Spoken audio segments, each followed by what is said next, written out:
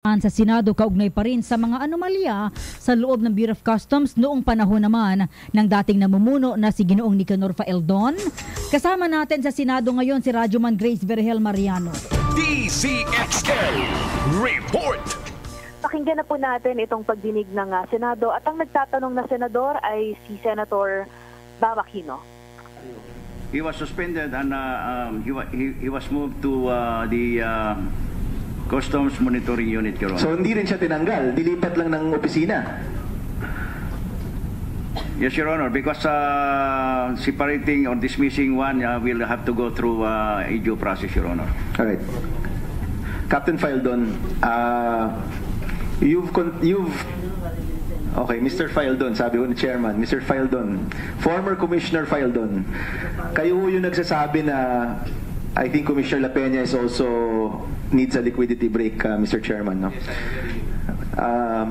Kayo from the start, sinasabi ho ninyo wala kayong kinalaman dito sa pagpasok ng Shabu. Is that correct? Yes, Your Honor. Alright. Tama ho ba na walang ni isang BOC employer official na nakasuhan dito sa kasong ito? Miss Attorney Hilario, the one Commissioner La Peña mentioned, ayun po yung kinasuhan namin initially. Kinasuhan ninyo pero nilipat rin lang ng opisina. Hindi ko na alam because 6 months na po yung nakakalap yan. But do you agree? First of all, Captain Faeldon, lahat ng mga tanong ko para sa iyo talaga eh. At inipon ko to ng ilang buwan. No? Kaya nagpapasalamat ako na nandito ka. Tama ho sabihin na hindi ito mangyayari kung walang kasabwat sa loob ng BOC. I do not want to speculate because ito yung problema natin, sir. When we start speculating and destroying people's name here. I want to stick dun sa facts. Yung nangyari talaga nakalusot at hinabol po natin. So, yun lang ang kaya kong sabihin dito. But if I speculate, and then I have to point wala ho kong sinasabing individuals ha. Sinasabi ko lang ho, mangyayari ba ito kung ginagawa ng BOC yung trabaho niya or kung wala pong kasabwat sa BOC? Will this happen? There are other factors, sir. Sige po. If we need to stop smuggling like that. You know, for 117 years, the BOC has never been at par with the rest of the world as far as control of shipments to the country is concerned. When I assume it's only 8% yung capability natin sa X-ray, I wonder what we have done in the past years. And then itong computer system that's supposed to detect anomalies in the documents ay document investigation lang po yun eh. Kung nagsinungaling yung si Mr. Taguba at sinabi niya dyan ay footwear, yung risk management system, hindi na po niya yun matidetect. And when we cannot subject all this shipment to X-ray, then we can never find out that what is supposed to be a footwear is a shipment of shabu. So, ito yung mga dapat natin pag-uusapan siguro, sir. Okay. What made this custom so helpless? I'll stop you there. In fairness sa recommendations naman ng Blue Ribbon Committee, that's covered already, yung mga possible changes. But ang sinasabi ho ninyo, posibleng nakalusot to na wala pong kakuntsaba sa loob ng BOC. That's what you're saying. Posible po yun. Nakalusot po siya because the BOC is incapable of stopping it. Is incapable of stopping it? Yes, including infrastructures, systems, computers, and personnel. It's a conglomeration of all the weaknesses of the Bureau. And that includes a possibility that there might some collusion between employees of the Bureau and the likes of Mr. Taguba. Okay, let me go on that point. And this is my final point, Mr. Chairman. Doon po sa speech ni Senator Lacson, meron siyang 5 players na binanggit. And throughout the hearings, naibabanggit po paulit-ulit yung mga pangalan na to. And in fact, yung mga kasama niyo po sa ibang opisina, binanggit rin naman na nagpapahiwatig ang mga taong ito. Kaya gusto ko po tanungin sa inyo directly. Isa-isahin ho natin. Yung David Tan Group, meron po bang tumawag, nagpa-meeting, kumausap, nag-offer ng pera po sa inyo? No, Your Honor. Si Kimberly Gamboa. No, Your Honor, but I met Kimberly Gamboa in my office, which ay hindi ko siya kilala because binitbit siya ng isang retired 4-star general na humingi ng appointment sa akin. And then later on, sinabihan ko yung general na to, sir, we are trying to fix this Bureau of Customs and now you are here trying to negotiate the release of this shipment. Nung lumabas yung general na yan, ay saka ko nalaman na yun pala yung Kimberly. Sinong general po yan? And hinold namin talaga yung shipment niya. Can you name this general, Commissioner Feldon? Yes, sir. Retired Coast Guard Chief. He used to be a Coast Guard commandant. In other words, he's not a general, he's an admiral. Admiral. So itong admiral, Yeah, he tried to. hindi nyo humalala yung pangalan ngayon. I can recall And later. you can tell the committee, ano? Yes, he's a class. The chairman's asking you to recall the admiral right now. Yeah, class 74. Sino po? Siguro nag-isa lang yun na class 74 na naging commandant ng Coast Guard. Yun, yung Kimberly. You're asking of Kimberly. I've met him once, pero hindi ko alam na bit-bit pala siya nung. Bago po matapos yung hearing, I want you to recall the name of this admiral at mabigay niyo po ito sa komite. Ano? Yes, Your Honor. Bit-bit po itong Kimberly Gamboa. Nung kinausap kayo, nagre-request na may mailabas kayong shipment na na-hold. Yes. May Your offer Honor. ba silang pera? Wala. Kasi nahuli po namin yan. It was recommended for not WSD, for hold by our investigators because nag-underweight po siya ng 20% of the weight. This is a shipment of tires. So hinold namin.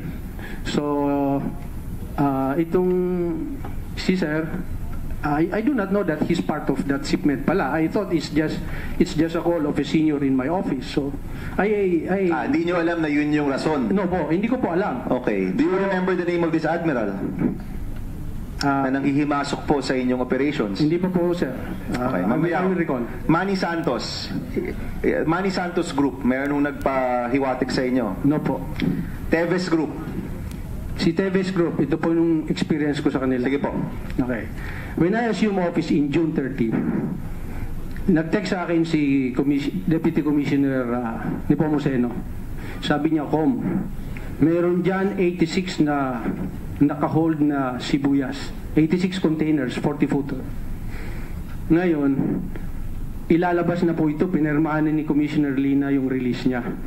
But I believe, sabi ni Deputy Commissioner Nepomuceno, may problema ito.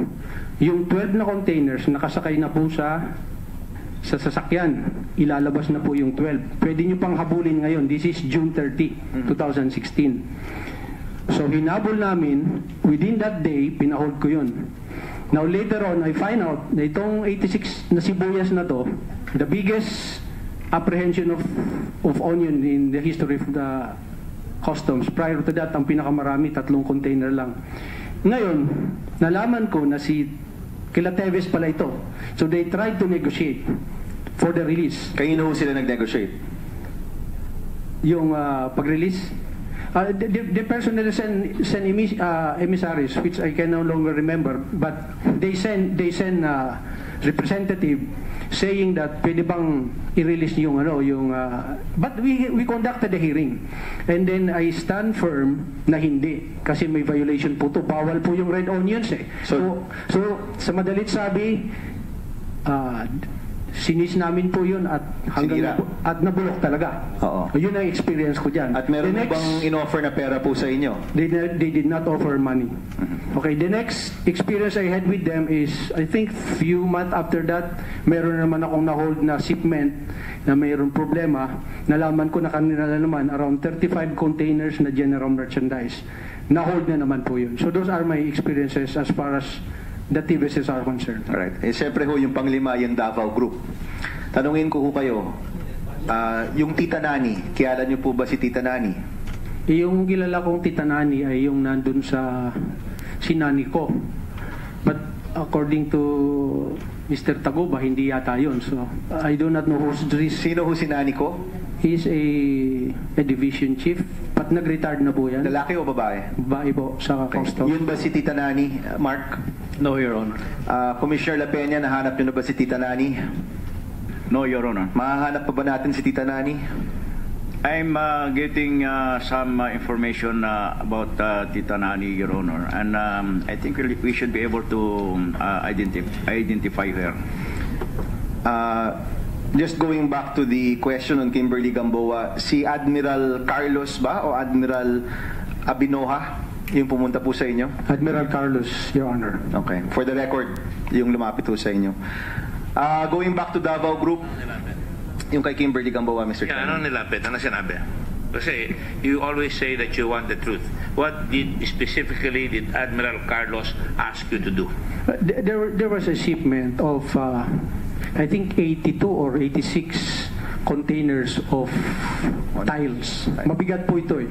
They undervalued, they underweight it. Nalaman ng ating mga investigator na yung declaration nilang weight is lighter by 23%. So, malaki pong lugi ng gobyerno pag yung 23% na weight ay hindi mo babayaran. So, naka-hold po ito. Hinold po ito at iniimbestigahan natin. And then there's a request for a meeting between me and Admiral Carlos, and I don't know that he's part of that shipment. So, sabi ko, sige sir, walang problema, mag-usap tayo. So, pumunta sa pisina ko. And then, pagpasok niya, mayroong babaeng kasama. And then, ang sabi niya, kaibigan to ng anak ko. But I didn't recognize that woman even after the meeting. But later on that day, someone from my office informed me that that is Kimberly Gamboa. So what precisely did he ask you? He asked me to release the shipment. Yung 82 or 86 containers na... And you did not agree? I did not agree. In fact, na-hold po yan talaga permanently. And what did he do? We did the process of all WSD commodities. Talagang hindi namin ni-release. And again, tapos? Hindi, and sinabi ko nga sa kanya, sir, we are trying to fix this Bureau of Customs and now you're here trying to negotiate the release. Eh sabi niya sa akin, Nick, last time ko na ito pumunta rito, nagalit din sa akin, but it's not easy, sir, for a captain like me to say that to an admiral. But that is supposed to be... Why is it not easy? Yan, siyempre kasi senior mo yan eh. Pero sinabi ko sa harap-harapan, sir, we're trying to fix Bureau of Customs. So, why are you here? Did you file a case against him for trying to influence you? I cannot find...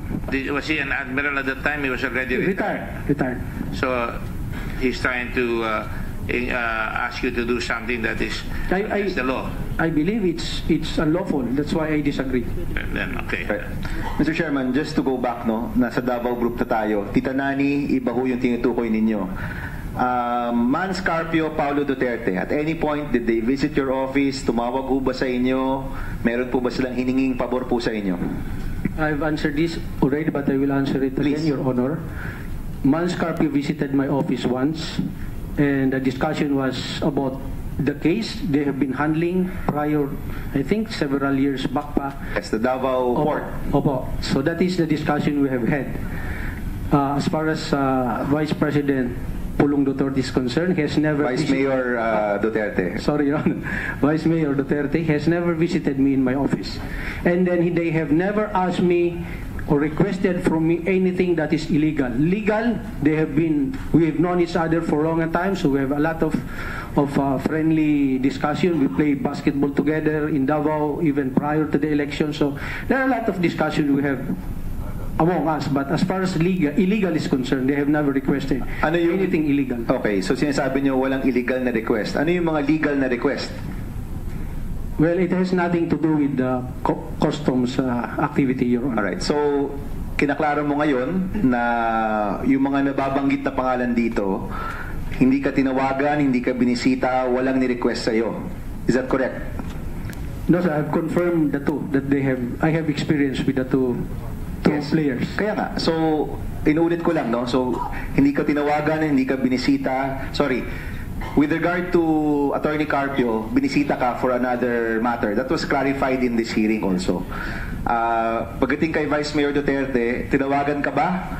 Binisita ka ba? At may ni-request ba with regard to anything with regard to the operations of customs? Just to be clear lang. He has never visited me in my office, but we have met several times in other places in Davao, and we have known each other even prior to the election. And again, I would like to repeat that they have never requested any illegal Bibigyan muna natin ng daan yung ilang balita mula sa labas ng himpilan, tapos babalikan po natin ang hearing na ginagawa po sa Senado tungkol nga po sa shabu shipment. Ayan ang kinakausap ng ating ating mga senador ngayon ay yung dating Customs Commissioner Nick Fayaldon. Samantala, oras sa buong kapuluan, alas 2:32 ng hapon. Happy ka na ba sa pagpapaputi mo? Don't you wish the regular Kojic soap you use gave you more? When there's a wish your heart believes. Ang wish mo, nandito na. Introducing new White Rose Kojic Whitening Soap. Dermatologist-tested Kojic Whitening na may shea butter for moisturizing and tea tree oil to help prevent pimples. Para sa Kojic na puti at Kojic na kinis. Narito ang mga balita sa oras na ito. Dating Customs Commissioner Nicanor Faeldon humiling sa Korte Supremang ideklarang illegal ang pagkakadetine sa kanya sa Senado. Kasama natin sa balita si Radyoman Joyce Adra. DCXL Report. Dumulog sa Korte Suprema si dating Customs Commissioner Nicanor Faeldon. Ito ay para questionin ang pagkakadetain sa kanya sa Senado matapos na ma-cite for contempt dahil sa pagtangging sagutin ang mga tanong ng mga mambabatas kaugnay ng 6.4 billion shabu shipment mula China. Sa inihaing petisyon ng abogado ni Faeldon na si Attorney Jose Dino, hiniling nito sa Supreme Court na ideklarang illegal ang utos ng Senate Blue Ribbon Committee na makulong siya sa Senado. Hiniling din ng Faeldon sa Korte Suprema na ipag-utos ang agarang pagpapalaya sa kanya o mag-issue ng Temporary Restraining Order o TRO.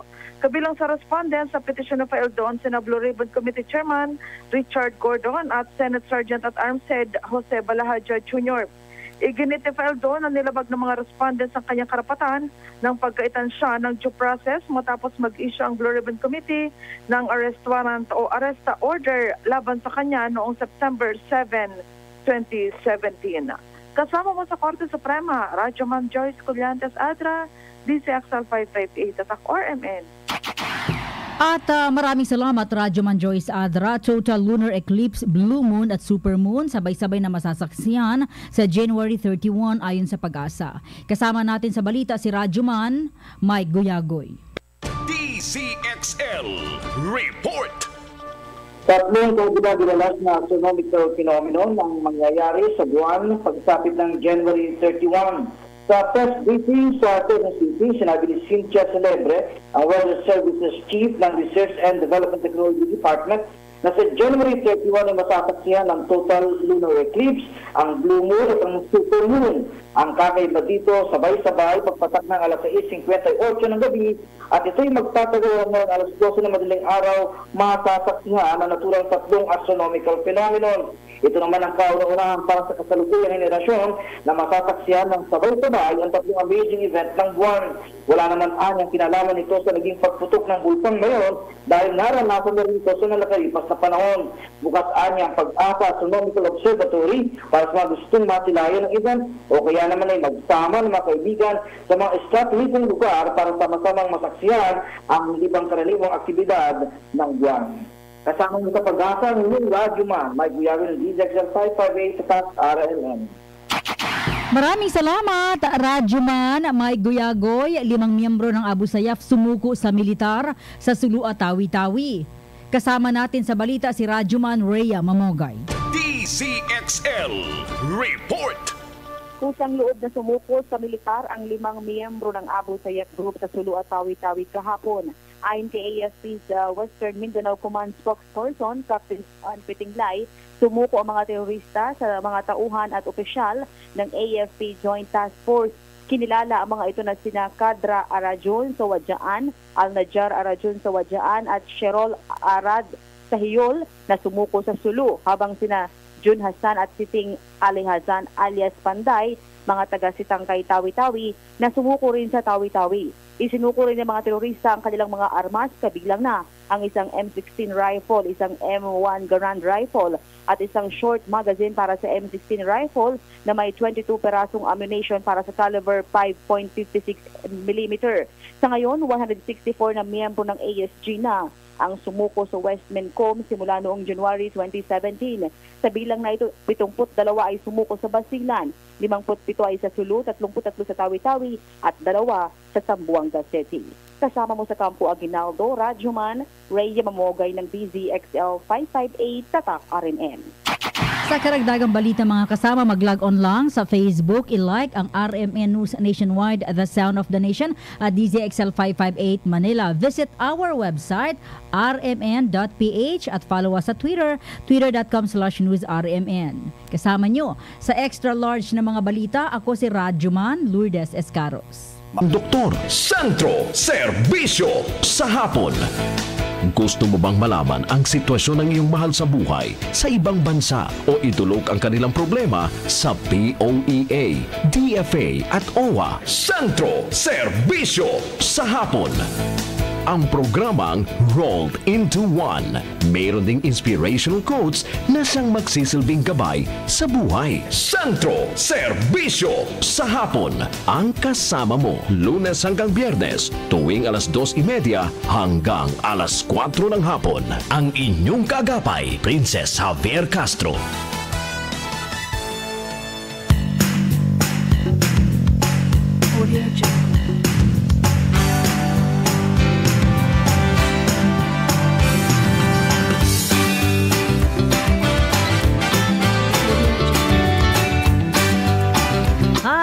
Magandang Monday sa lahat. Welcome po sa Centro Serbisyo sa hapon. Ito po si Miss P. Princess Javier Castro hanggang 4 p.m. Ngayon pong araw na ito ay hindi muna natin ma-feature yung ating mga abogado ha. Huwag muna ngayon dahil importante itong nangyayaring Senate hearing dahil nga po doon sa ginagawang investigasyon doon sa nakalusot na shabu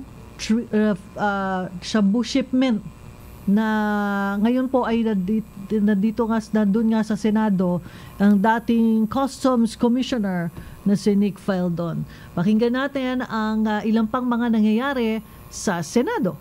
Not a perfect but a credible border patrol capability or border security capability, and that is within the mandate of the Bureau of Customs.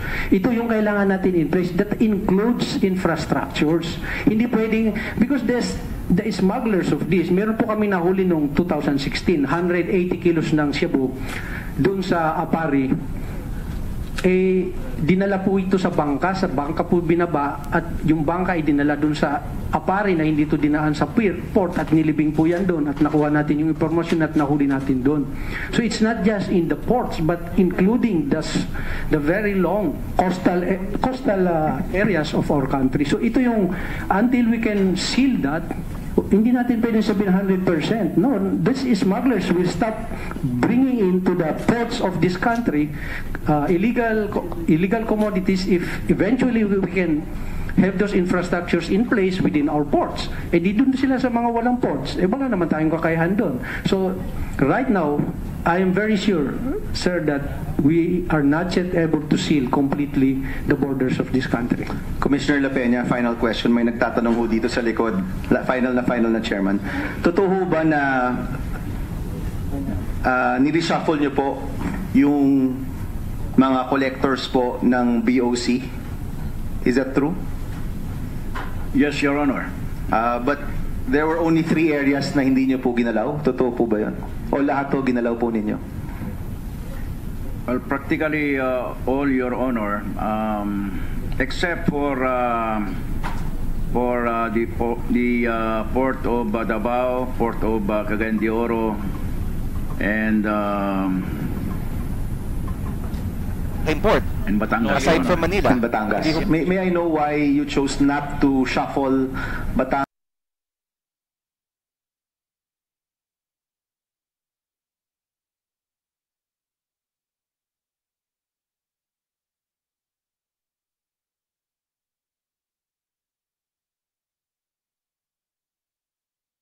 Davao, and then Cagayan de Oro. But just for the record, Commissioner, bakit po yung Batangas, Davao at CDO hindi po ginalaw yung mga collector po doon? Because they hit their target, Your Honor. So yung paggalaw ho nito dahil sa target, hindi dahil sa investigation ninyo dito sa corruption issues. It's part of your honor. But I said during when I assumed as commissioner that I'll be giving clean slate to everyone, but with one strike rule, your honor. And that one strike rule is performance based, your honor. So performing po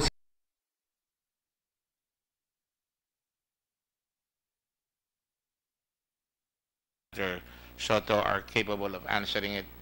And I just want to point out that I don't think that is illegal to be able to maintain, in fairness to Senator Dillon, heritage sites such as a customs house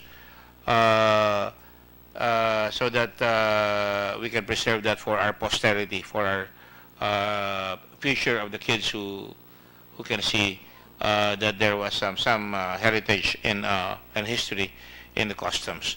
It would have been illegal if he forced you, and if it would have been illegal if you do not allow him, if you do not ask him, palitan mo yan.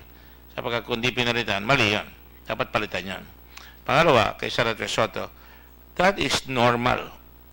We are deluged by constituents. To be sure, yung pag-reshuffle ni Commissioner La Peña, maraming lumalapit sa akin, nakausapin ko si Commissioner La Peña. Wala, may nilapit na ba ako sa iyo, Commissioner? None, your honor.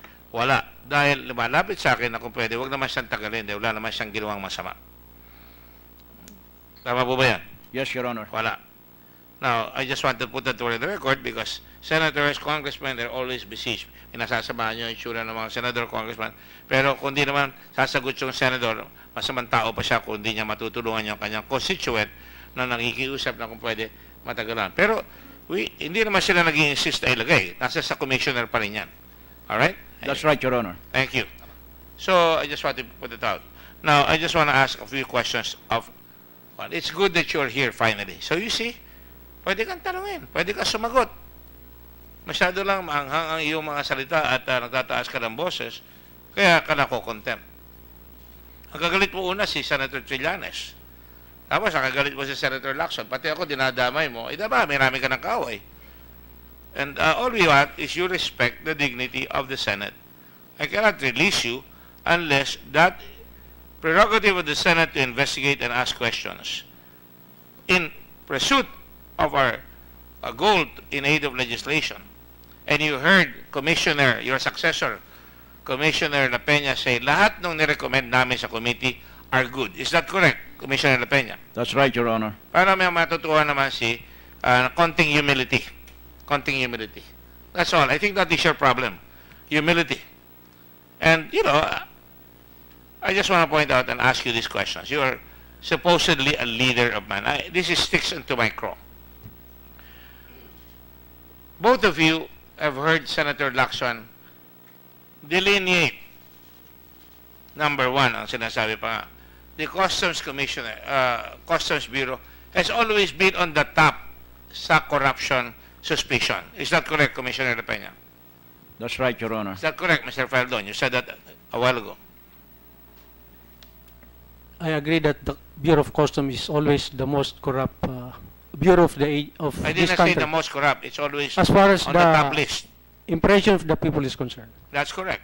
So, hindi nyo maalis na pag may nangyari dyan, iimbestigahin at iimbestigahin. Dahil yan ang number one source. Even in America before, nung bago silang basa, wala pa silang internal revenue, wala pa silang income tax, ang pinaglalaban ng mga Amerikano panahon ni Secretary Hamilton, Secretary of Finance, first Secretary of Finance ng Amerika, ay makakuha ng collection sa customs. So, you will both agree na mahalaga yung customs. Tama po yan? That's right, your honor. Tama po yan, Mr. Feldon? Yes, Your Honor. So, ang pinagtataka ko sa inyo, ano ang masasabi mo, Mr. Feldon, doon sa sinabi ni Senator Lacson na pagkahaba-haba, kitang-kita, ang daming tinabing pangalan. Tama ba yung mga sinabi niya mga pangalan? I can only speak sa sarili ko and few of the names. For the rest, hindi ko kilala. So, I can mention few names. But you're aware na may tara talaga. That's what I have always heard. But finding it out, who are these people involved, is really the challenge.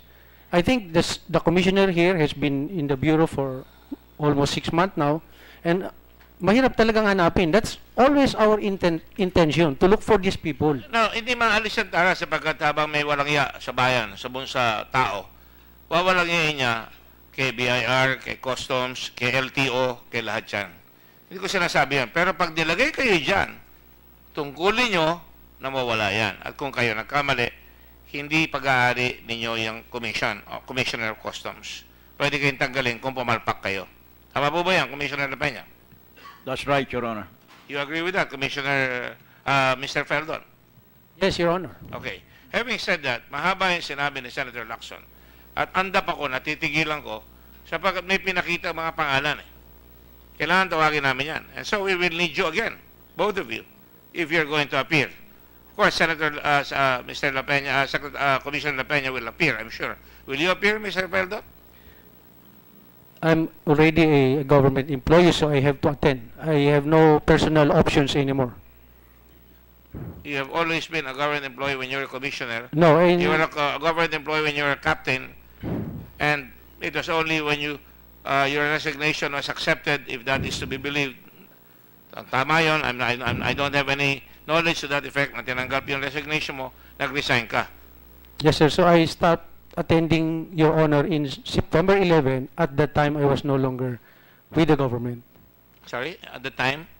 In September 11, that's the hearing that I started not attending. We spoke sa OSA, sir. And at that time, hindi na po ako sa gobyerno. So I exercise my option as a private citizen. But now, every hearing, whether here or in the Congress, I have to attend because I'm with the government now. No, but you will agree, just because you have resigned, hindi ka na pwedeng habulin ng gobyerno. Of course, Your Honor. Oh, kaya nga dapat humarap ka, di ba? Yes, Your Honor. And hindi ka humarap. Yun ang problema natin. Now, there are reasons, but if you do not want me to... Okay, go ahead. I'm ready. You can accuse Yes. everybody. You have been accusing people left and right. Eh? Yes, sir. The reason why I stopped attending is because both in the House and here, if you listen to, let's say, the opening statement of the Honorable Ace Barbers, opening statement pa lang po, ay kinukundinan niya po ako at lahat na po. Sabi ko, are these hearings really in aid of legislation and finding out the truth? And dito rin po, sir, even before Senator Trillanes and Senator Lacson shoot their first question to me, meron na po silang press releases na meron na po silang decision eh. So para sa akin, what's the point of this inquiry if the most interested senators in this investigation have already come up with their own truth already? That's why until today, sir, the truth about all these things has not yet come out. Can you imagine what will happen kung yun ang sasabihin ng lahat ng tao? Dahil pagkat kailangan, para mapagpag ito, malaman lahat, dapat, siyempre, hindi mo naman mapipigil ang media. Hindi kita pinigilan kanina. Lumabas ka, nag-interview ka. Ang haba ng interview mo sa labas. At I'm sure marami ka sinabi doon, hindi kita pinagilan. You're also giving the perception that we're not seeking the truth. We are seeking the truth. And that is why I am foursquare on the position of the Senate that when every one of us declared you in contempt in private meeting, sabi namin, dideclare ka namin in contempt because hindi ka ayaw mo sumagot. You will recall also, nung ikaw ay nag-aaway na kayo ni Senator Llanes, sinold ko yung meeting, lumapit ako sa iyo at sinabi ko, sumagot ka. Lalo ka matatalo kung hindi ka sasagot. Dahil ang senador pwede sabihin yan and he is not liable unless talagang hindi katotohanan yung sinasabi. That is why it is your opportunity to come here and say your piece. And so far, we have not prevented you from saying anything. That is correct, isn't it? Yes, Your Honor. Good. I'm glad that we understand one another. Now, having said that, I will now go to other things. That's why I ask you about the statements made by Senator Lacson. Do you think we should pursue that? By all means, sir, we want to find out the extent of Tara at the Bureau of Customs. I myself have been wanting to find that out. But I cannot just start kicking out people or accusing people without really evidence. Oh, we all know that. I'm a lawyer. I practice law. We don't condemn people. We investigate, and sometimes what you hear as questions, you will consider as inaapi ka. Walang nag-aapi sa'yo. Malayo sa isipan ko na apihin ka dito. Kaya lang, you yourself, and I'm sorry to say this and you may disagree, Kung ayaw mo, if you're arrogant and you're defiant, talagang mapag-iinitan ka. Because that is our job and you have your job. And you are being called upon here to account for the way you conducted your job while you were commissioner. And that is fair game. Parehas yun. Nag-commission of customs ka hindi ka naman pinilit Pag upo mo doon, lahat ang gagawin mo, pwede kang kilitiin, pwede kang tirahin. Kami nga tinitira araw-araw. Kanina, nabalita ako, sinabi mo raw, nagmamonolog ako doon. Talaga nagmamonolog ako because iniharap ko talaga yung katotohanan. Dahil pinaghirapan namin hanapin yung katotohanan. I want you to understand that because when you become, if and when you go out here, you will have to be called. So now, I will ask you a simple question. Hindi ko na muna tatanungin yung kay Senator Lacson because gusto ko na nandito siya Kung gusto niya, nandito siya. Kung ayaw niya, okay lang. Tatanungin ko pa rin kung ano may mga tatanungin ko. Kasi aabutin na tayo ng alas 3. But this sticks to my craw. Meron kang tao si Art La Chica. Tinanong na kita nito nung una. Art La Chica was, I think, parang administrator. Tama ba yan? Deputy Commissioner for Administration, correct? Yes, Your Honor. I think OIC at that time, Your Honor. Art La Chica, I'm told, was a good man. And I'm told na marami siyang inalabas na, and you disagree with him, of course, nag-aaway kayo dyan, o hindi ko alam kung nag-aaway kayo, basta nagkakasagutan kayo. Totoo ba yan? No, Your Honor. In fact, in my commitment outside when wala akong mautusan nun kasi siya pa lang And then, I always ask him to represent me. In fact, in the anti-corruption cases, organizations that the Bureau of Customs, siya po yung pinapadala ko. Okay. The only thing, in fact, if you have listened to my previous pronouncement against him, I always, there's two phases of La Chica as far as Bureau of Customs concerned. Did you say two faces of La Chica? Yes, sir. As far as Bureau of Customs ano yung concerned. two faces na yun? Hindi ko narinig yung sinabi una-una. The first phase is that he's very competent. He knows his laws as far as the Bureau of Customs concerned. But talking about tax credit, they created a committee to screen a tax credit certificate, and in their committee, it took at least 6 months bago lalabas dun sa committee nila. And nung pag-upo ko, just like Commissioner La Peña, may lumapit sa akin ng mga stakeholders na sinasabing hindi na kailangan yung committee na ito. Kasi meron ng BIR, DOF, at BOC, at yung lahat nire-review to. So bakit may committee pa dito? So tinanggal ko yung committee na yan, which he was heading. Ayaw ko nang magsabi ng negatibo pa kasi patay na yung tao. But that's the other side of La Chica. Yes, but he was assassinated, was he not? Excuse me, Your Honor. He was assassinated. Yes, Your Honor. And it was during your watch. Yes, Your Honor. And you claim yourself to be a leader of men. You're after all a Marine. A former Marine. I do not know what's this leading, Your Honor. Excuse me, I just have to answer the call of Senate President.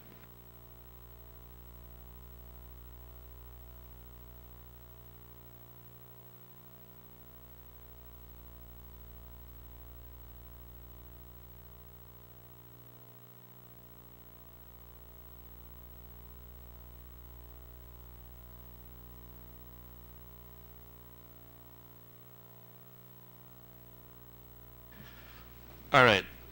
You are a leader of men. You are former Marine, right? And the Marines never leave their man. Correct? Hindi nila iniiwanan ang tao nila. Bakbakan, hindi nila iwanan yan. Yan ang pagkakilala ko sa mga Marines. Worldwide reputation ng Marine Corps anywhere in the world. Is that correct? Yes, Your Honor. Pinatay sila Chica. And I understand, di ba, meron siya mga findings na nagsusweldo kayo ng mga basketball player na ginagawa naman niya. Huwag ka matakot dyan sa tanong ko. Meron mga basketball player na sinasweldoan, inalagay sa gobyerno para part of the moral building, I suppose. Yung iba, moral building. Ako nung araw, mayor ako, hindi ko kinukuha yung pera sa gobyerno. Merong allowance yung mga player. Pero yung sa iyo, nilagay mo yung player sa plantilla, volleyball and basketball, correct? Yes, Your Honor. And of course, Mr. La Chica disagreed with this. I cannot remember having discussed this with him. Well, I'm told that he disagreed with it, and of course, there were other things that happened, and I will not. I don't have time, but I will do so at the next hearing. Mr. Lichica died. Did you ever try to get to the bottom of your man? I'm just going to speak for myself. When I am hurt anytime an assassination took place. I was in America when Senator Aquino was assassinated, and I called my mother. Sabi ko, parang si Papa yan, in-assassinate. You have to go to Doña Aurora because kaibigan sila. Alright? And they went. Because masakit sa akin yan. Pinatay ang tatay ko eh. Alright? And therefore, any assassination, whether it's be a Judge Rosales, nag-privilege speech ako dito, nahuli yung assassin, nakakulong. Or a young lady, a UP instructor na nagtatrabaho, nagmo-moonlight as a call center operator. Sumakay ng taxi, hinila. Nabalitaan ko, nagpunta ako doon sa kanyang i-privilege speech ko yan, nahuli ni General Aglipa yung pumatay sa kanya. In other words, dito sa bayan natin, kailangan mag-ingay ka para makuha mo yung mga kasong ng tao pumapatay. Mr. La Chica has a family. Mr. La Chica, I'm told, is a good man. Tao mo yan. Did you do anything? In fact, I'll just tell you pa. Meron isang colonel dito, lieutenant colonel, recommend ng Army, na may nag-expose sa kanya, na tao niya, na sinasabi, yung BHDU fund, or CH, whatever it is, BHDU ng araw yan, ginamit niya. Nung hiniram ng isang unit yung taong yun sa Bicol, nahulog yun, at namatay, nagpunta yung asawa sa akin. And I felt for her. And when this guy came up, nag-u-oppose yung asawa. Inimbestiga ko yan. Ang tanong ko, ikaw ba, leader of man ka? Paano yung tanong ko sa'yo? Sinagupa mo ba yung mga general para kumuha ng helicopter para makuha yung tao sa bangin, para buhay pa siya doon sa baba? Hindi. So, I opposed it. I opposed his nomination as colonel sa commission appointments, his promotion. Now, I ask you, Art La Chica was a man, Customs Deputy Commissioner, killed in Manila ambush at sa Espanya Boulevard and Condiman Street. Has there been justice for Mr. La Chica? As far as the investigation of the death of Art La Chica is concerned, I've coordinated with both the police and the NBI. In fact, it is not just you, sir, but even the Secretary of Finance have been asking me almost every day during that time the progresses of the investigation. We have submitted to all the investigations CCTV coverage of the Bureau of Customs. So we participated in all the investigation. The NBI and the police had conducted so far as his death is concerned. As far as his family is concerned, I have communicated with the wife, and then the wife informed me that he's no longer interested in the case. He just wants to move on. So these are investigations that the office has really participated and want to find out the truth about this, but the conduct of investigation itself, because the incident happened at Espanya, so the police has taken over the investigation, Your Honor. Well, let me tell you something. There is an American Red Cross man who was killed by his girlfriend. Sinagasaan siya. Binigyan niya ng kotse ang girlfriend niya, nag-away sila, binigyan niya ng bahay, lahat yan. Sinagasaan siya. Wala na siya sa American Red Cross. Nung malaman ko, hinabol ko. At ngayon, ang siya sana homicide related, sinagasaan, binalikan. At nahuli. At tinahanap namin yung babae, nahuli. At murder, ang sinarys. Kasi akala ko, di-dismiss pa nila eh. No? Sabi ko, imbestigahan niyo mahiga. Nakakuha kami ng mga testigo na nag-aaway sila doon sa loob ng kotse, lumabas siya, sumabit siya, tinapon siya. Kung ako, Red Cross yan, Amerikano pa yan, hinahanap ko, bakit hindi nyo mahanap sa customs yung isang tao nyo para hindi mawala yung suspicion na kaya siya pinatay, meron silang di pagkakaunawaan sa customs. I don't care if the wife does not complain. I think kung tutunay kang opisyal, hahanapin mo. I just want to make that comment. Yes, as far as that comment concerned, sa inyo ko pa lang po narinig, Your Honor. You ano? That insinuation, Your Honor. I'm not insinuating anything. I'm only saying that you are There's no the Customs disagreement Commissioner and you did not pursue it to the hilt. No, that's really what you're trying to No, point do out, not, Your Honor. do not But read my mind. You're crossing on thin ice again. no, you're Because again, you're there trying is- to demonize me here, Your Honor. Oh, see? You have a persecution complex. No, you said that I disagreed with him. I never disagreed with him. I accepted your answer. And then you said that pinabayaan not ko siya. accept your Hindi ko siya answer? pinabayaan, Your Honor. This is what I'm trying to say here, that you are not after the truth. You're trying to malign me here, to destroy me here. This is not what this. Well, have a long vacation here. Because hindi pa, you see, do not try to read as I read. You read. All right? I'm just trying to speak for somebody who can never defend himself anymore. Yes, Your Honor. And I just want to know kung meron. Kung ikaw, sasabihin mo, meron ba kayong away sa loob ng customs? Meron bang inabuso yan sa customs? Meron ba siyang hiningaan tapos hindi siya nag-deliver? Yun ang sagot dapat doon na alamin natin. Yung tara kasi, Dapat sir. alamin natin. Hindi yung kuro-kuro mo kagad, sasabihin mo kagad na inaapi ka. Yung tara, sir, hindi mo naman tinapos Inabuse ka eh. ba ng pamilya mo nung araw, nung bata ka ba? Hindi mo naman, sir, ako tinanong dun sa tara. Tinapos mo kagad. Nandito tayo. Tatanungin Hindi pa ko malinaw na- yung tara eh. Let First rule is to listen to the question and then answer. Do not argue with me. The Tara, I said I will continue. And that's why I preface my fact na babalik ka.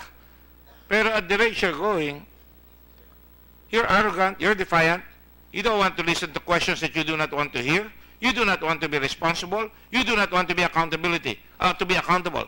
Can you blame me if I think that way? Because of your demeanor? We lawyers are trained and judges are trained to look at the demeanor of a witness. Kung a witness ganyan, talagang magkakaroon kami ng conclusion. Your lawyer should teach you that. It's not gonna get you anywhere. Do not accuse me of unfairness because I've never been unfair in any hearing here.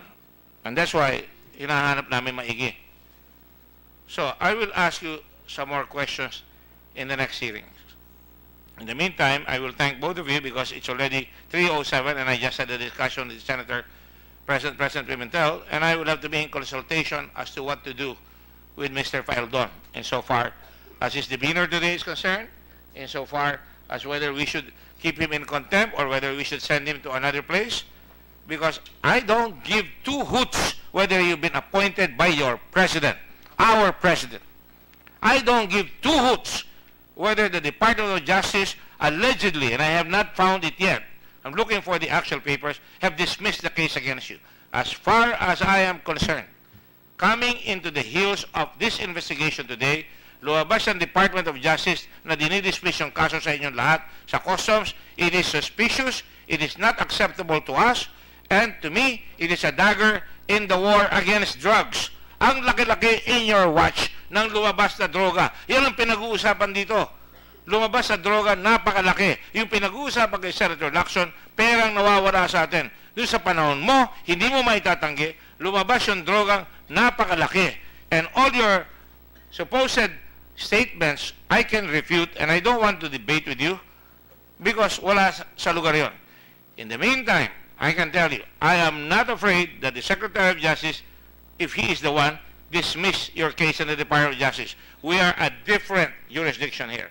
And for so long as we are not finished, and I will tell you this, when we feel that you are really guilty, we will try our darndest best to get sure, and I call on the Ombudsman, I call on the Department of Justice to send their representatives here when a co-equal branch of government is investigating so that they can get and listen and watch the witnesses and get the evidence para sa ganun, hindi madidismiss yung mga kasong ganyan.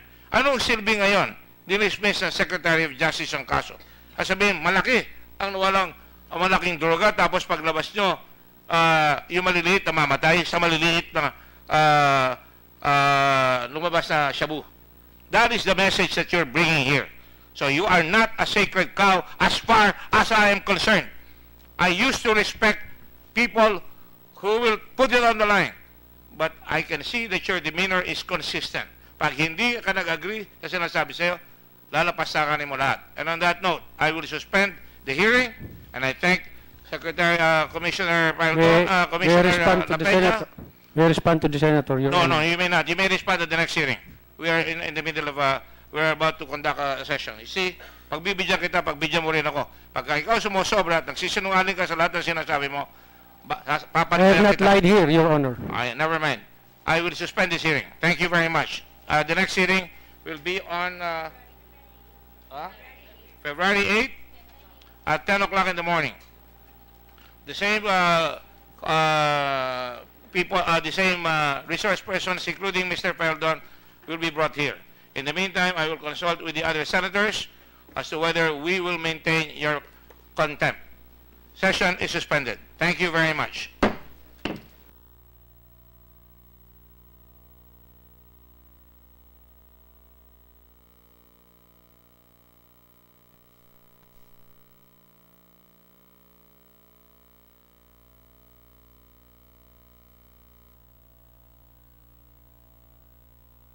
Nakalimutan ko bigla.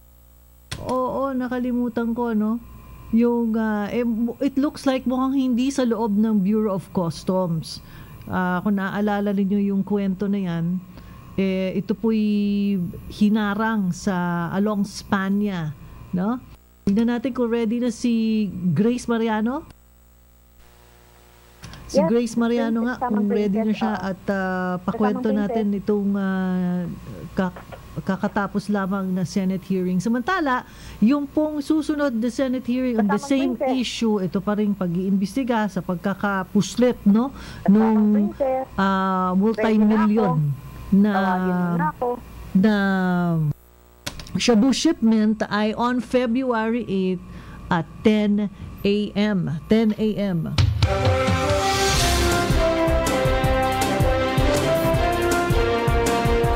Puntahan natin si Grace Mariano. Hi, Ramjaman, Grace Mariano.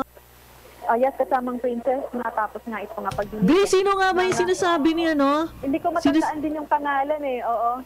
Art something eh. Hindi ko matandaan yung binabanggit mong pangalan na parang ibinibintang kay Commissioner Faldon, di ba? Oo. Hindi ko matandaan pero itong... Di ba, dalawa na tayong hindi nakakaalala. Oo nga eh. Itong pagdinig ngayon ay natapos na. At magkakaroon ulit ng next hearing sa February 8 kung saan pinapaharap muli itong si dating na Customs Commissioner Nicanor Faeldon. Hindi, kahit nakamarap siya sa pagdinig ngayon muli, hindi tiyak kung siya ay makakalaya na mula sa detention facility ng Senado o kaya matutuloy yung banta sa kanya na ilipas sa Pasay City Jail. Sabi kasi ni Senator Gordon, siya ay ang desisyon sa kanyang kapalaran ay ikukonsulta pa niya sa mga kasamahang senador ngayong araw. Sa Senate hearing ngayon, sa bungad pa lamang nagkasigawan na itong nagkataasan ng boses itong si Faeldon at Senator Gordon. So ay makaraang sa simula ay isa-isahin ni Senator Richard Gordon yung mga pabor na ibinibigay kay Faeldon. Kasama dyan yung 400,000 pesos na daw yung nagagastos ng Senado sa pagkadidinig kay Faeldon. May ambulance pa na nakastandby para sa kanya, naka-aircon ng kwarto at nakapagsagawa pa ng party para sa kanyang ama. Agad naman niyang pinalagaan ni Faeldon at sinabing hindi totoo na siya ay nag-party pa sa Senado at ang kanyang ama ay matagal na ring patay. Nagalit pa si Faeldon dahil pinapalabas daw ni Gordon na ayaw niya makipagtulungan sa investigasyon ng Senado. Diin ni Faeldon, handa siyang makipagtulungan at sumagot sa mga tanong tungkol dito sa TARA system. Gusto rin daw niyang malaman ng anomalya, ang katotohanan sa likod ng anomalya o TARA system. Pero mukhang hindi daw katotohanan ng pakay ni Senator Gordon dahil sa pagdinig wala daw itong ginawa kundi mag-monolog at maghusga sa kanya, no? Natigil na lamang yung kanilang mainit na pagtatalo kanina ng tanggapin ni Senator Gordon na hindi na party kundi dinner lamang yung naganap dun sa detention facility ni Faeldon, kung saan nandun yung kanyang dumating yung kanyang mga pamilya. Kanina sa pagdinig ay may mga sinabi ni Faeldon na hindi niya kilala yung tita Nani na binabanggit nitong si Mark Taguba na siyang connection niya sa sinasabi na Davao Group. Sabi ni Faeldon, meron siyang kilalang nani ko pero hindi ay matagal nang retired, pero sabi ni Mark Taguba hindi naman daw yun ang tita Nani na kanyang nakakausap. Sinabi din kanina ni Faeldon na walang illegal na anumang ginagawa si dating Davao City Vice Mayor Paulo Duterte, Manscarpio, sa Bureau of Customs, sabi ni Faeldon. At kanina may binanggit kanina si Faeldon na ilang senador na sa tingin niya parang hindi na legal yung ginagawang mga pakikialam sa Bureau of Customs, katulad ni Senator Delendao na Senator, gusto siyang papirmahin sa Memorandum of Agreement para sa renovation ng isang gusali para sa Bureau of Customs, at si Senator Soto naman daw mayroong gustong ipa-appoint na intelligence officer. Sino yung isang senator? Sino yung Senator Soto. Tsaka yung isa? Senator Drilon. Alright. Pero sabi naman ni Senator Bamakino, wala namang kinalaman dun sa dinidinig na TARA system, yung mga request ng dalawang senador na yon. Kaya kanina natigil na yung paglalahad ni Faeldon ng mga pangalan pa sana ng iba pang senador na sa tingin niya ay humihingi ng sa pabor Bureau of Customs. So, ayan, kasamang Princess, yung naging maikli lang kasi itong pagdinig nagsimula ng 1:00 at kailangan tapusin na ngayon para bigyan daan yung regular session ng mga senador. Mula dito sa Senado, Radyoman Grace Mariano, para sa DCXL 558 Tatak, Armed. Alright, mga kasama, at nung bandang huli, no, maidagdag ko lang, bandang huli, medyo talagang mainit na itong si Senator Gordon. Gawa ng gusto pang sanang sumagot dito ni Commissioner Faeldon, siguro ipasawalang katotohanan yung mga ipinahayag na mga pasakalye nito ni Senator Gordon. Let's just see. Ako talaga, sa totoo lang, ewan ko, yan siguro talaga ang trabaho ng mga senador, maghanap ng pwede nilang maimbestigahan. Sana nga in the aid of legislation.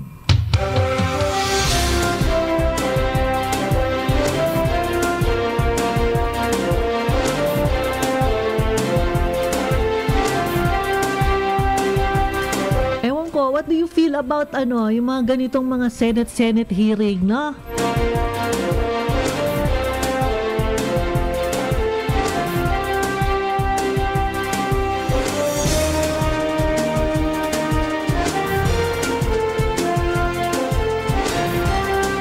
Constipated ka ba? Feeling bloated, di makapagdumi ng tama? Pag ganyan po ang iyong nararamdaman, kumain ng maraming gulay, maraming prutas, uminom ng maraming tubig at sabayan niya ng pag-inom ng Fiber Health. Ang Fiber Health po kasi ay may insoluble at soluble fiber na nakakatulong sa paglinis ng inyong mga bituka. Meron din itong probiotic at prebiotic na nakakatulong sa pananatiling healthy ng inyong mga tummy. Kaya kung constipated din lamang, wag po ipagpasawalang bahala yan. I-Fiber Health agad yan. Ang Fiber Health ay available sa lahat ng mga leading drug stores tulad ng Mercury Drug, South Star Drug, Watson's Drug at marami pang iba sa buong bansa. At ang ating mga kababayan naman na hindi makakalabas sa kanilang mga tahanan ng Fiber Health ay nagde-deliver anywhere in the Philippines. May diskwento pa sa bawat Fiber Health na bibilhin. Ito po ang mga numero: 0919-676-7676, 0919-676-7676 at 808-1144, 808-1144. Panatiling healthy ang inyong mga tummy o galing uminom ng Fiber Health. Tandaan,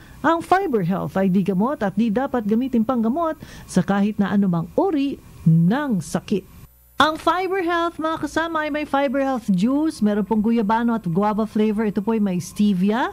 At higit sa lahat, pwede syempre sa mga may diabetes at of course, sa mga nagko-control ng kanilang mga sugar sa katawan. Na ayan ha, Fiber Health for freebies and discounts. Ito po ang kanilang mga numero, 0919-676-7676, 0919-676-7676 at 808-1144, 808-1144. Ilan po muna ang paalala at of course ang ating news break. Oras sa buong kapuluan,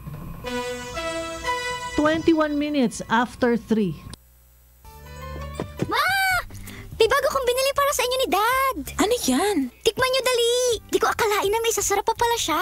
Ito oh, New Tang Orange. May bagong fresh, juicy, orange taste. New Tang Orange? Di ba masarap na yun? Mas sumarap pa? Kailangan ko rin matikman yan. Daddy, halika na dito. New Tang Orange. May bagong fresh, juicy orange taste. Your best Tang Orange made even better. Also try New Tang Pomelo and Tang Guyabano. Bili na!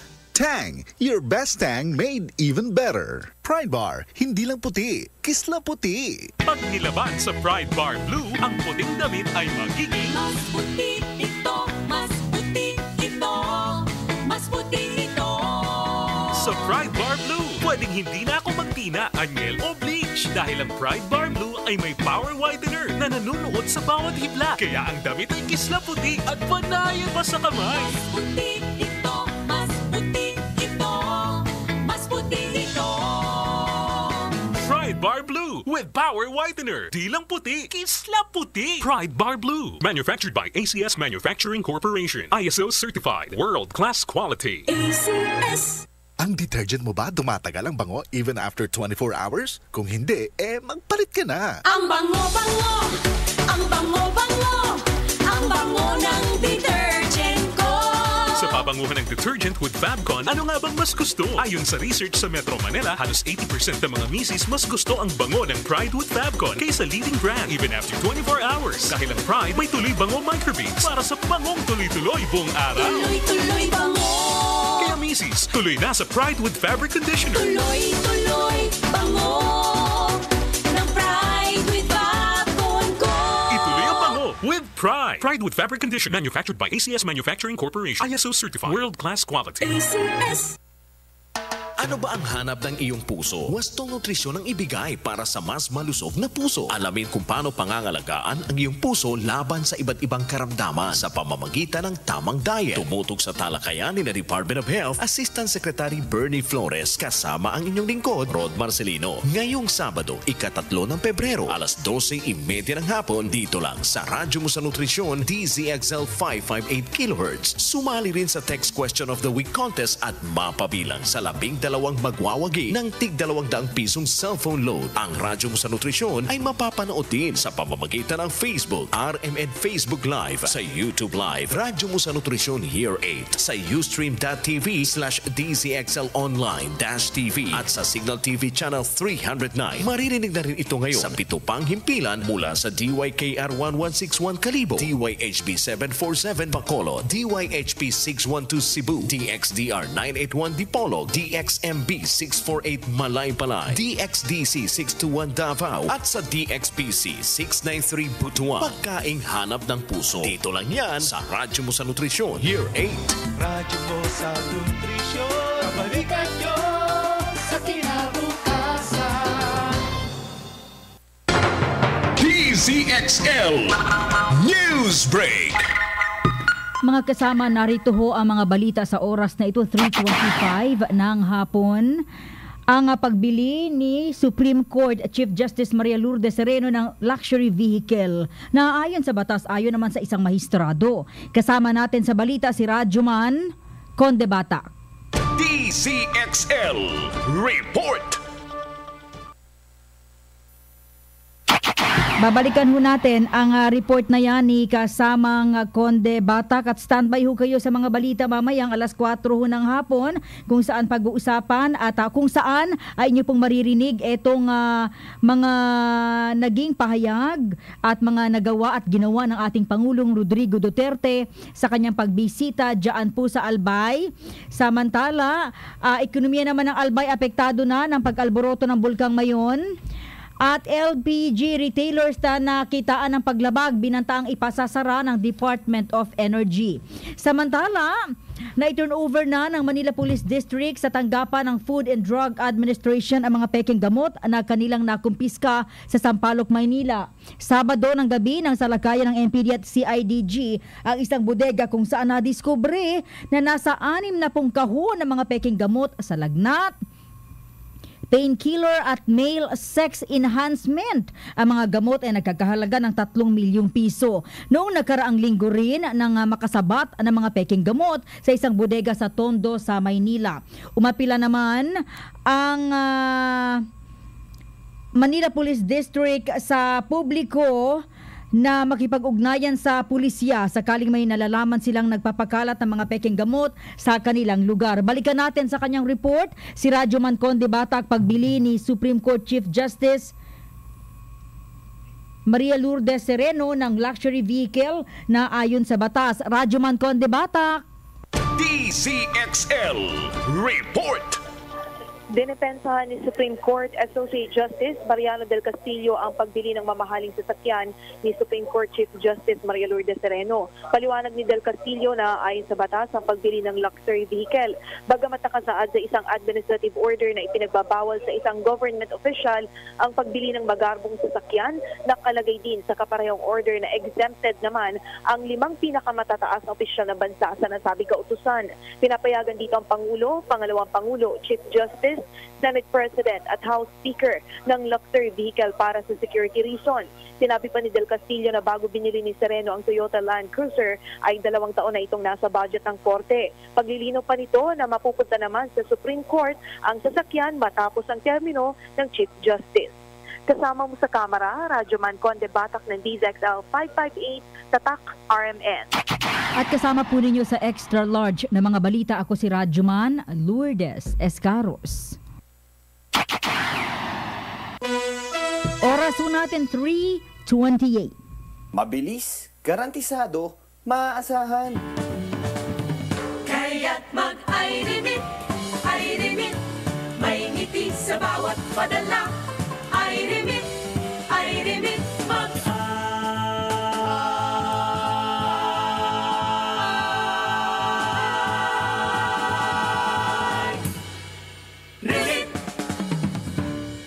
iRemit, may ngiti sa bawat padala. Happy ka na ba sa pagpapaputi mo? Don't you wish the regular Kojic soap you use gave you more? When there's a wish your heart believes. Ang wish mo, nandito na.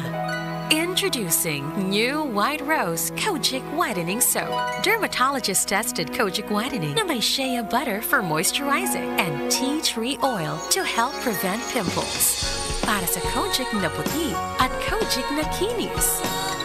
New White Rose. Your Kojic wish come true. Suggested retail price 25 pesos for 60 grams. White Rose Kojic Whitening Soap. Manufactured by ACS Manufacturing Corporation. ISO certified. World-class quality. ACS. Ang galing ng #1 Smart Dishwashing Paste nasa Smart Dishwashing Liquid din. Ang galing-galing sa presyong magaling din. May tanong kami sa mga misis. Mas importante ba ang paramihan ng hinugasang plato o ang tunay na kalinisan nito? Hoy, misis! Kahit milya-milyang plato ang kaya ng dishwashing liquid mo, sa kaunting patak na hinalo sa tubig, sigurado ka bang tanggal ang sebo at bakterya? Hoy, misis! Dapat magpaka-smart tayo. Sa Smart Dishwashing, tanggal ang sebo, tanggal ang bakterya. Tanggaling-galing! Kaya misis, magpakatotoo. Mag-Smart Dishwashing tayo. Smart Dishwashing. Manufactured by ACS Manufacturing Corporation. ISO certified. World-class quality. ACS. DZXL 558 RMN Manila Extra Large sa serbisyo publiko.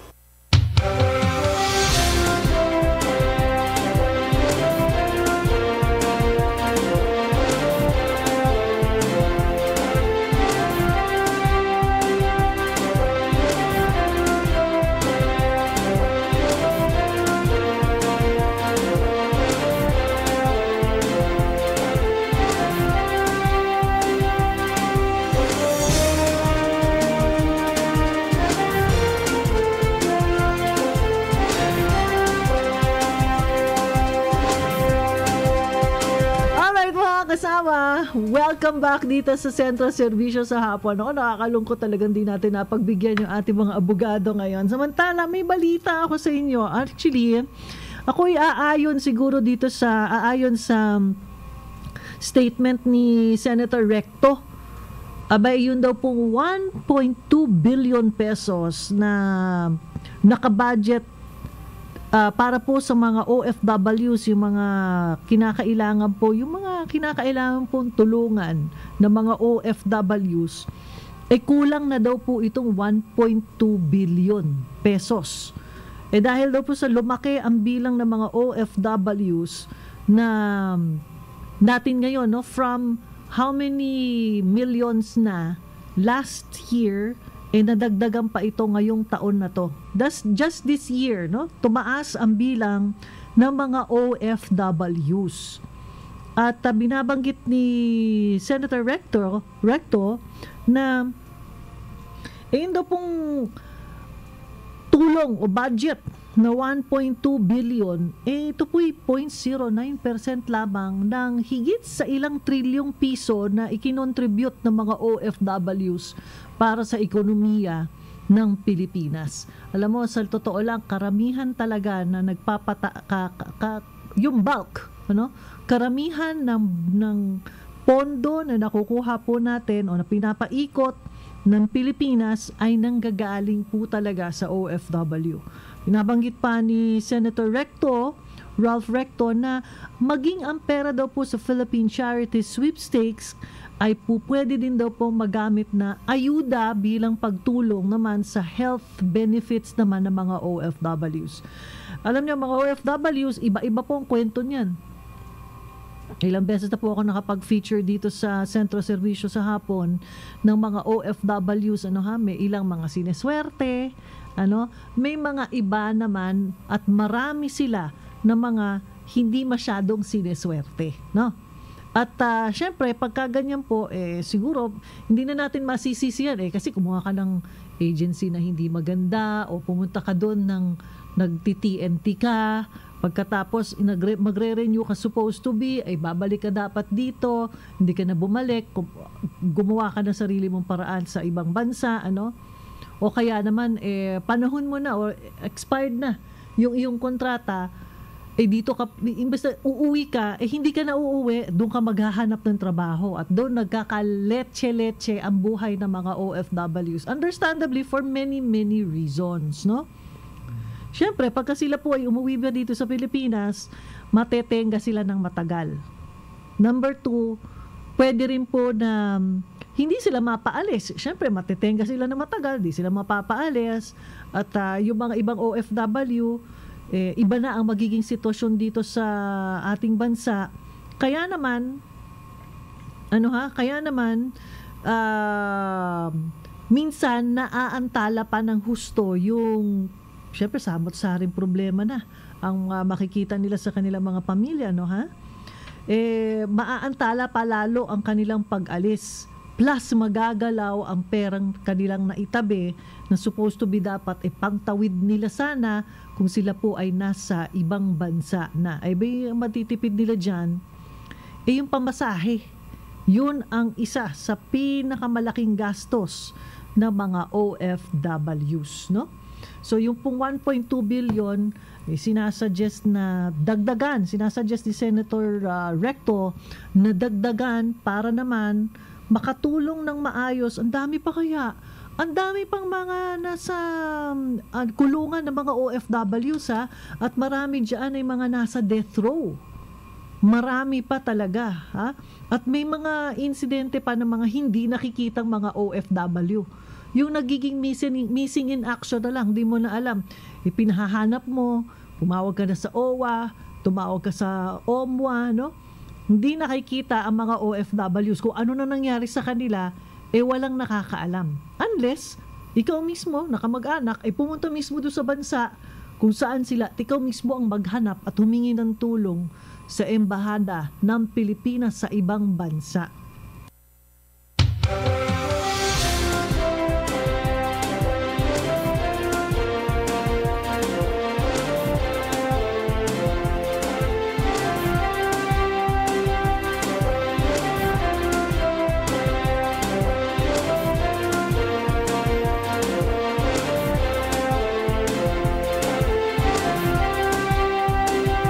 Ayan, mga distress OFWs ay kinakailangan ng malaki-laking pondo. Ano ha?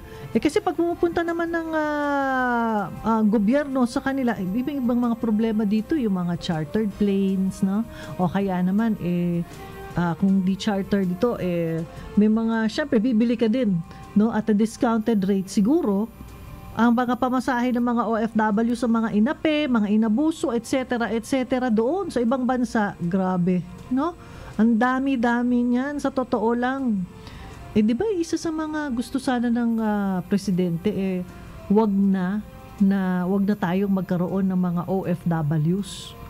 Mangyayari pa kaya yon? Palagay nyo, mangyayari pa ba yon na wala ng OFWs? Hindi na tayo magdadagdag pa ng mga OFW? Ano kayong gagawin nila dito sa Pilipinas?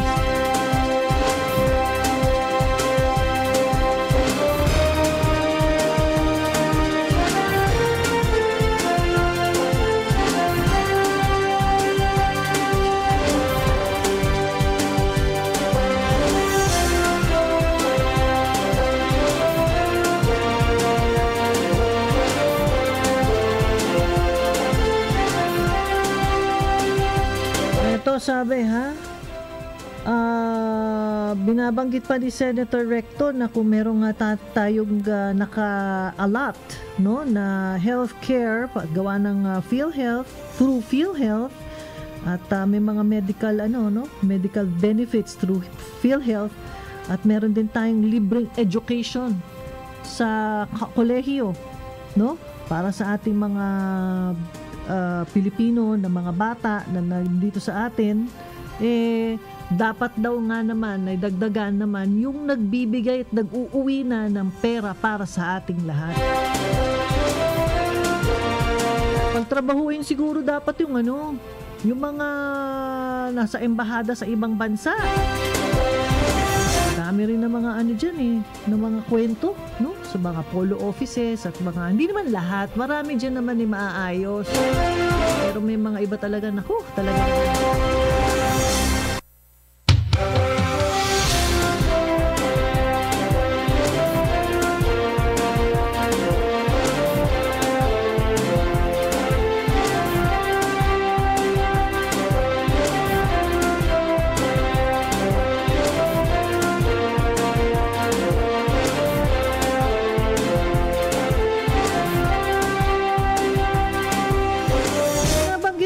Nalaman nyo na po ba itong Swiss challenge na tinatawag, parang pinopropose ng Pangulo, may bumagsak. Pinopropose ng Pangulo, tanggalin na daw yung bidding system.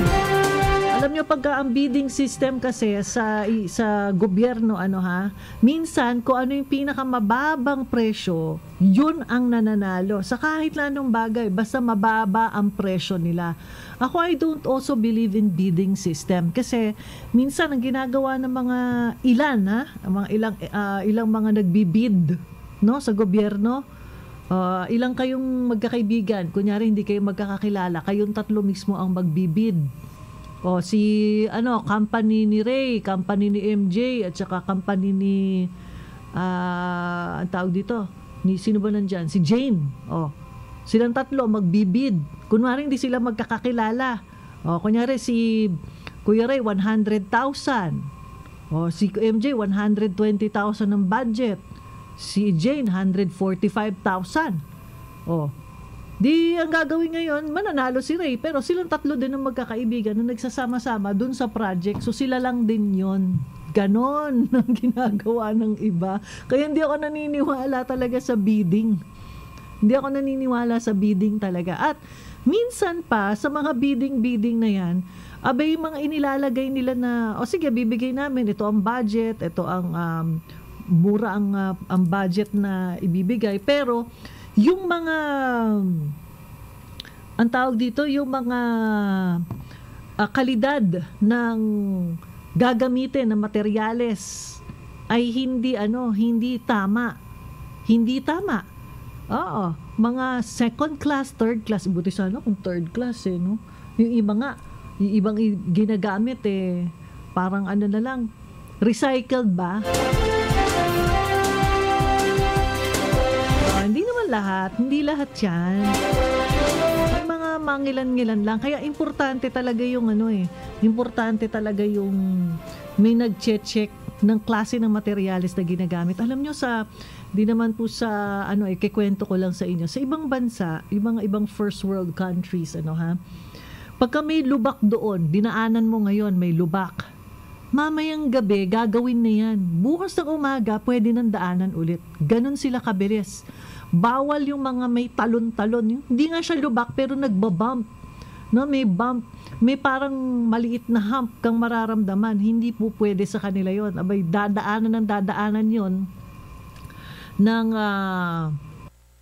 ng pison para pumatag ng pumatag. Bawal yung mga ganong klaseng yung ganong klaseng mga trabaho na may mga bump. Abay dito may mga ilang mga utilities pag naghukay sila, ang ganda-ganda ng kalye.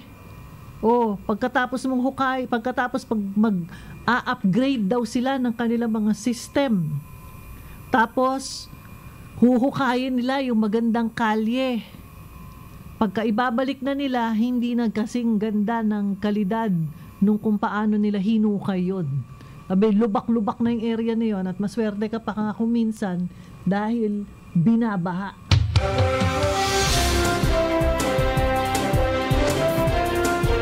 Ba yan? Lunis na lunis. Puro na lang reklamo to si Kuya Ray. Puro na lang reklamo. Ang aga.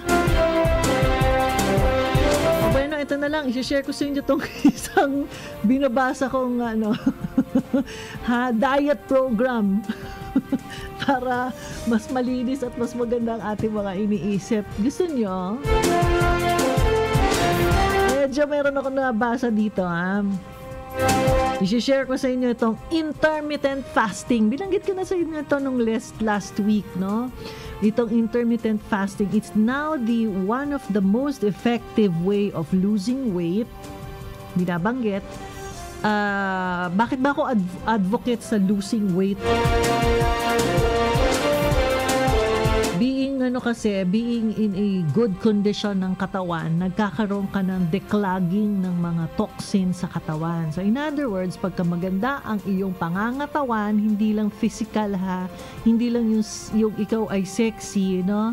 Hindi lang yan, yung mga, kumbaga, energetic ka kahit marami kang ginagawa, energetic ka pa rin. Tapos yung iyong isip ay malinaw, no? Malinaw yung pag-iisip. In other words, hindi ka madaling makalimot. Katulad ko kanina.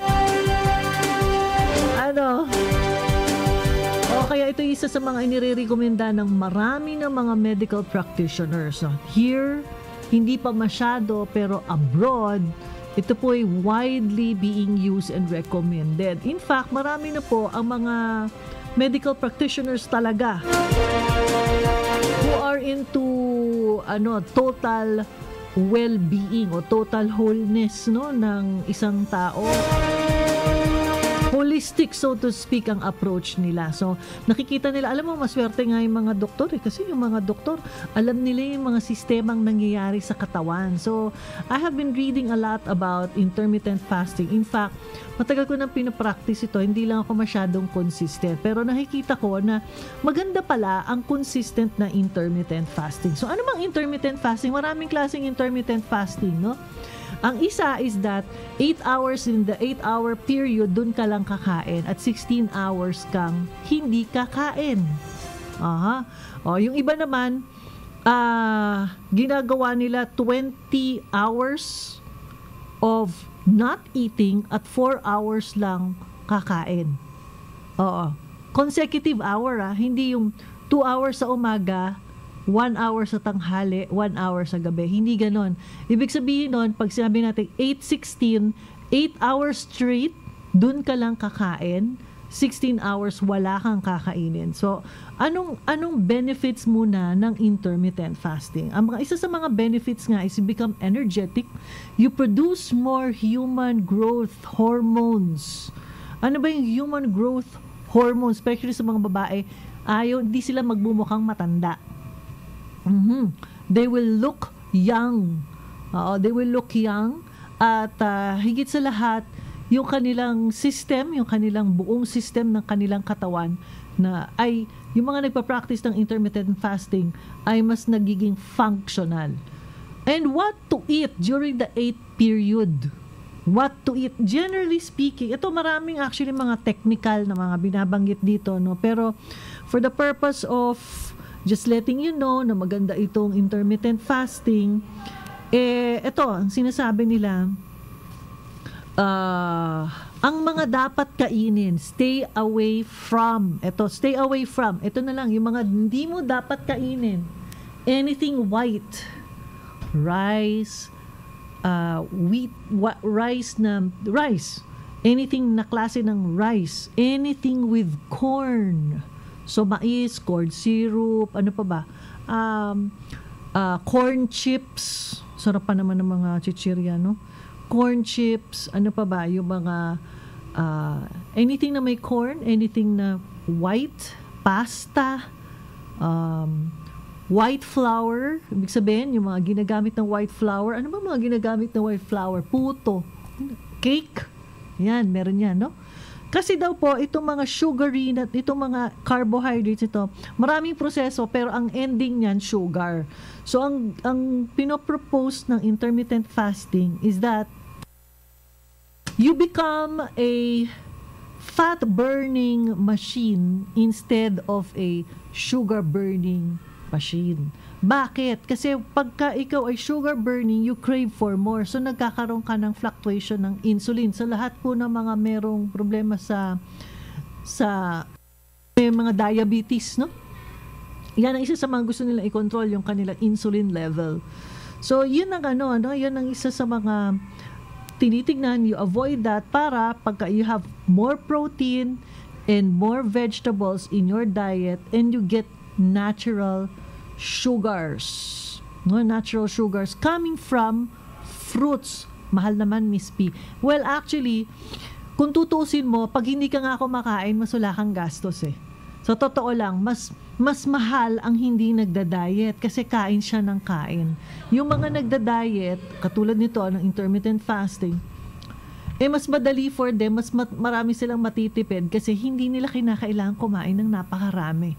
And during that 8-hour period, dapat wag mo namang ibe-baby yung sarili mo and eat a lot of those na hindi mo dapat kinakain. Kung hindi mo rin ma-attain yung benefits of losing weight. Ayun. Ito mga binabanggit, ha?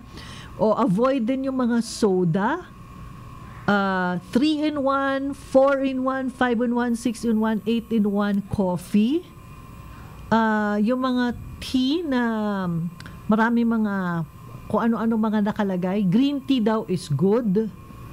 Coffee, black coffee lang. Ito mga dapat nung iniinom during the fast. So in other words, hindi naman porke hindi na niyo kailangan uminom ng, hindi nyo kailangan kumain. Ibig sabihin, nagpa-fast kayo, hindi kayo pwedeng uminom ng tubig, etc. Uminom din kayo. Actually, the best is water. Laging tubig ng tubig. Ano pa ba? Ito pa, more fatty foods. Iwas din daw sa sobrang dami ng fatty foods. May mga preservatives. Yung mga diet and yung mga zero calorie na tinatawag, tapos they put artificial sugar, aspartame, mga ganyan. Yung aspartame ang tawag nila ay methyl alcohol, parang gano'n. So para kang ini-embalsamahan, parang gano'n ang dating sa'yo pagka ikaw ay nagda-diet at umiinom ka rin ng mga nagda-diet ako kaya diet soda ko. Yun, no? Diet soda, mga light o kaya zero calorie daw kunwari, no? Pero these all have aspartame na marami pong sinasabing, siguro minsan i-enumerate ko sa inyo ano ang bawal, bakit ba anong masamang ibinibigay sa atin ng aspartame, no? Aspartame is the artificial sugar at saka why is it still there in the market? Alam niyo, marami mga lobbyist syempre, alam nila yung mga ginagawang mga, what you call this? ginagawang mga paraan para po sila ay mamayagpag sa industriya.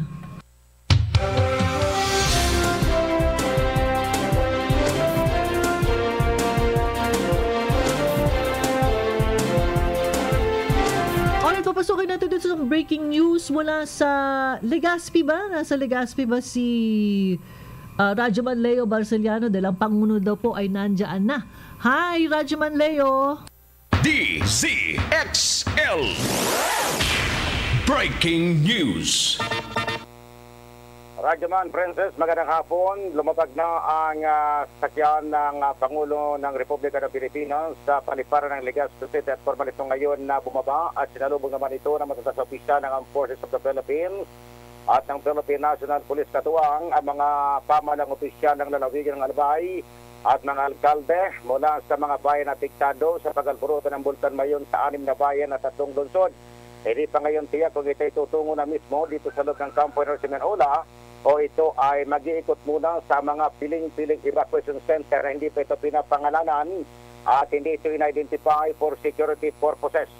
Ang Pangulo ng mga kasama ng mga cabinet secretary sa mga oras na ito na ngayon ay nakikipagkamayan sa harapan at mayroong kulay at ang banda ng PNP at ng EFP. Ang tabianan niyan, iba pang mga detalye sa mga lugar na pupunta ng Pangulo at ang gaganapin niyang press briefing dito mismo sa Campo Ola sa Legazpi City, Albay. Ito yung Radyoman Leo Barceliano. Mula sa lungsod ng Legazpi, Tata RMN. Alright, maraming salamat Radyoman Leo Barceliano. Naku, wala na akong oras para banggitin pa lahat nitong mga sakit, Actually, nandito sa akin yung mga ilan, no? Pero isa sa mga sinasabi nila, yung mga neurological problems, no? Mahirap mabilis ang basahan to. Sa mga susunod na panahon, basta you stay away from those, no? Para dun sa mga gustong subukan itong intermittent fasting, don't do it right away na sinabi ko. Don't do it right away na sinabi ko. Do it because you want to be healthy. Do it because you want to be healthy. Yun ang doon. Yun ang dapat key sa lahat ng klase ng pagpapapayat at staying healthy. You have to do it for yourself. You don't do it for anybody else. And just because sinabi ko yan, gagawin ninyo. Best pa nga po if may mga computations may mga computations dapat daw maganda if you have your BMR, no, yung ito yung metabolic rate at kailangan nyo rin ng calories. In other words, hindi pwedeng 0 calorie. Dapat meron kang calorie para meron kang konting energy, di ba? In fact, marami pang ibang mga ginagawa, dapat daw meron kang cardiovascular activities din. Hindi po pwedeng sedentary ka. Alright, mga kasama. From time to time, bibigyan ko kayo ng mga bits and pieces of things that I learned about intermittent fasting. Actually, I'm doing that. I'm on my pang-ilang araw ko na ba? Last week nag-umpisa ako niyan Mga 1 week na rin siguro, ano?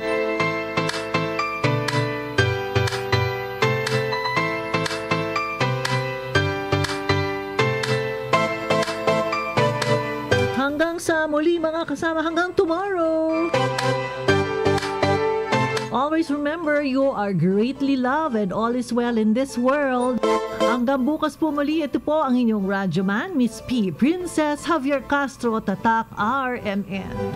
Walang bibitiw mga kasama dahil susunod na ang RMN News Nationwide, The Sound of the Nation. Kasama si Jane Martin and Errol Kabatba. Sa buong kapuluan. 5 minuto bago sumapit ang 4:00 ng hapon. Good morning, Metro Manila! Di na boring ang Sunday dahil mas pagagandahin namin ang inyong